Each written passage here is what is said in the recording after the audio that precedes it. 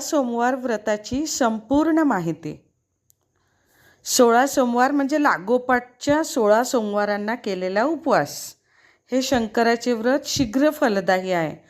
असं सांगितलं जातं की श्रद्धाळू लोक हे व्रत सौख्य, संपत्ती मिळवण्यासाठी, दुःख, दारिद्र्य, रोगराई जाण्यासाठी, मनीची कोणती इच्छा पूर्ण होण्यासाठी, बोललेल्या नवसाचे फळ मिळाल्यावर तो नवस फेडण्यासाठी किंवा कोणत्याही इच्छापूर्तीच्या आनंदासाठी करतात. तर बघूयात आपण 16 सोमवाराची व्रताची संपूर्ण विधी. 16 सोमवारीसाठी लागणाऱ्या पूजेचं साहित्य बघूयात.